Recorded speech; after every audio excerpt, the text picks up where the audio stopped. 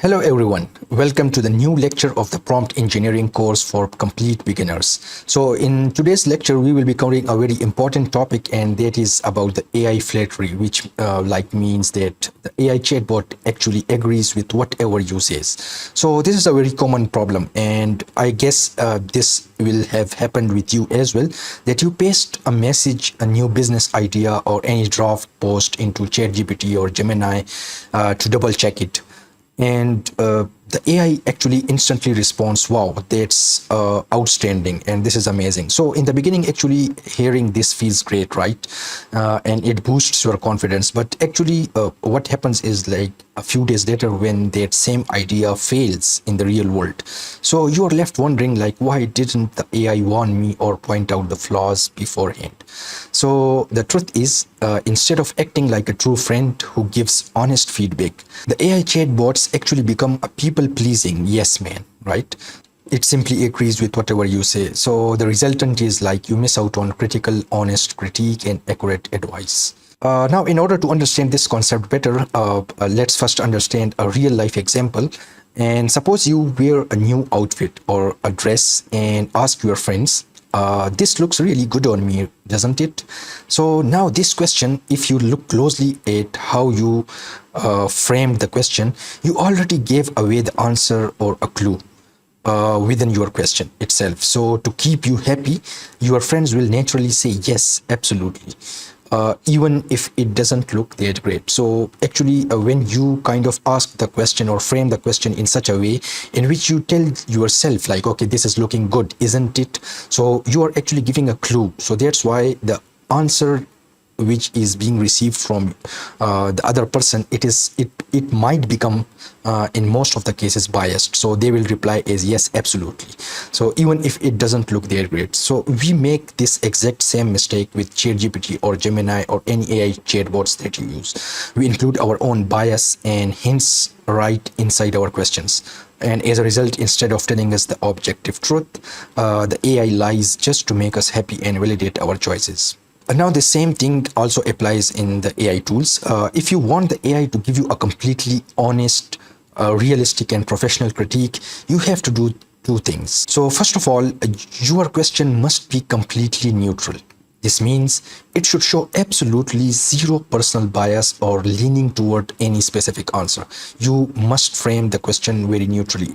I will show you in the upcoming slides and the demo how to frame the question in that way, and you will see the difference yourself. And secondly, you must tell the AI exactly on what basis it needs to evaluate your idea. So we will be giving it some rubrics to evaluate. These specific evaluation guidelines are called rubrics, and once you provide a balanced scale and clear criteria, the AI will stop flattering you and transforms into a completely fair and objective judge. To make this concept incredibly simple and easy for you to remember, you can try to remember this CNR formula. So in this formula, actually C stands for the context. What does context mean? Context is your specific background or the relevant information that is necessary for the tool to learn about you in order to come to a conclusion. And this is actually understanding context is a little detailed topic, but if I summarize it in few words, whenever you talk to someone and you want to explain your own situation to them in order to get some feedback for that stranger person, with whom, whether he's a doctor or a lawyer or whoever it is, you need to tell some important information about yourself as well, in addition to the problem which you are discussing. So that particular information which they must need to know in order to answer you appropriately, that is called the context. Secondly, N. So N stands for neutral question. You will be asking a completely straightforward question that leaves no room for the AI to guess what answer you want to hear. So you won't, if there is something already going on inside your mind, you won't give a clue to the AI. about that kind of thing, because it will probably make the AI biased. And second and third thing is R. R stands for rubrics. So we will be providing exactly 2 or 3 baseline metrics or more as well. It depends on whatever thing you require, and where the AI needs to analyze, evaluate, and critique your work. So these rubrics will be used by the AI to critique your work. Now let's move towards the demo, and I will show you practically how such kind of prompt is formulated, and you can get very amazing results for this. So for the purpose of this lecture, I'm using Gemini app, and I will be running my prompt in Gemini. You can use any AI tool that is convenient for you, or you have a subscription or whatever. Like you can use ChatGPT or Claude or Grok, whatever is convenient for you. So I have already written the prompt, and I will just explain the prompt to you. This first portion is the context. So we are providing the context to the AI, and this is like I will pronounce the prompt. So I am planning to launch a small side hustle. So we are telling it that we are going to launch small side hustle. Okay, it will not be a permanent job, but like it will be like kind of a hobby type thing. And on Etsy, for those who doesn't know Etsy, they can check on Google as well as Etsy.com, and it's like a shop for handmade, vintage, custom, and unique gifts. So you can sell your things on that. And so we are asking, providing the context like launching the small side hustle on Etsy, selling custom designed minimalist wooden wall art. So this is what we are going to start. And we are also telling it about our job, that I already have a job. I have a day job, and I'm trying to determine if this is a viable part-time business. So now the next thing is we are asking for the neutral question. Provide an objective, critical review of this business idea. And we are explicitly asking it, do not sugarcoat the feedback. Okay, so we are asking it to stay very objective. I'm looking for a realistic assessment of the challenges, because of course, if I'm going to start something to sell, so we need to be realistic rather than just flattering. Then now the third thing is providing the rubrics. So evaluate this idea based on the following. Number one is market saturation. So this is the first thing that we need to know in businesses. Like if you are going to start a business, so we need to know how saturated the market is. So we are asking this, providing this rubric to the AI to evaluate our idea based on this. Is the niche for minimalist wooden art too crowded on Etsy? So this is the first thing. Second thing is profitability. So we are asking the AI to check the profitability, whether my material cost and shipping and financial hurdles will still yield into profitability or not. The third thing is time commitment, because we have already told that we are doing a day job as well. So we are asking the AI to evaluate this rubric based on this rubric as well. How can I realistically scale this while working a 9-to-5 job? And the fourth thing is, this is an open-ended. So maybe when you are writing some rubrics, there are several things that aren't in your mind, so you don't know what to add in the rubric. So then you can add some open-ended clause as well. Anything else that I need to consider. And when you write such kind of open-ended statement, so the AI will directly link this to your idea, like whatever else is important for you to consider into it. Now let's run this prompt and see the response.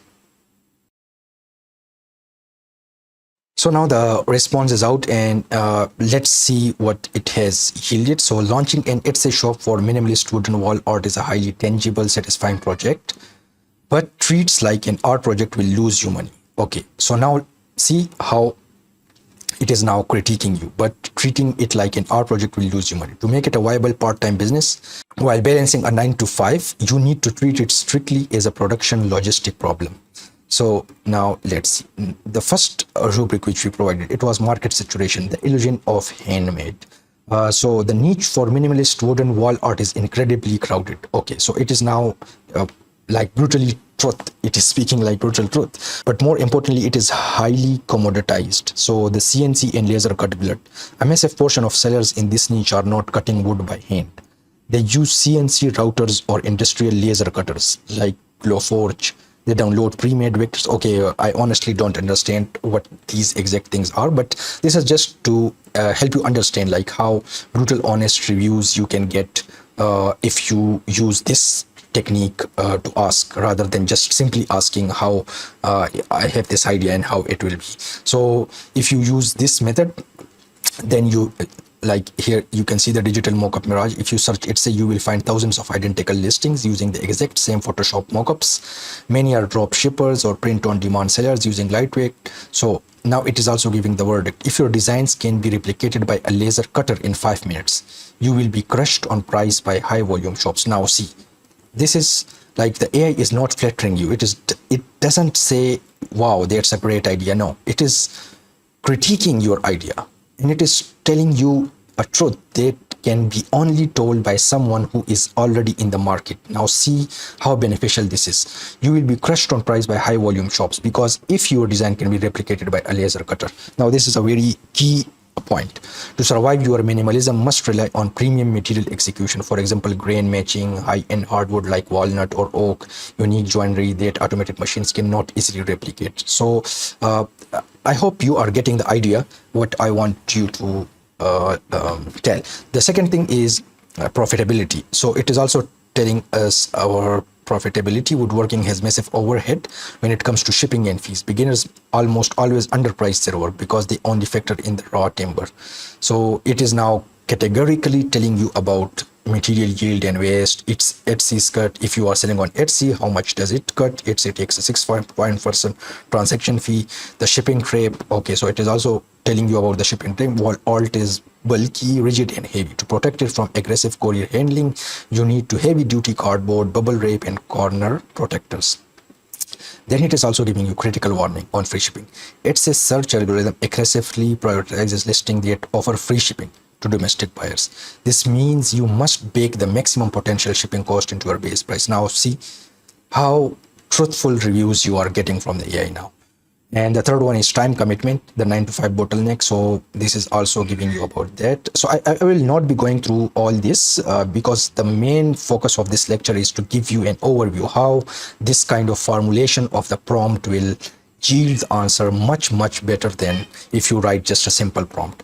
And then this is the open-ended, the anything else factor, operational blind spot. So these things were not told by us to the were not added in the rubrics by us. So it's like the free-ended things that the AI is providing us. So workshop desk management, the Amazon IK expectation, international sourcing and logistics squeezes. And so at the end it will be it is also giving me a viability summary. Is it viable? Yes, but only if you avoid the race to the bottom. And this. So I hope this lecture was helpful for you. And remember the formula for this prompting technique. So just you have to provide the context, neutral question and rubrics, and then try to practice this yourself. And then in the comment section, let us know how it has helped you in achieving some of your tasks. Thank you. See you in the next lecture.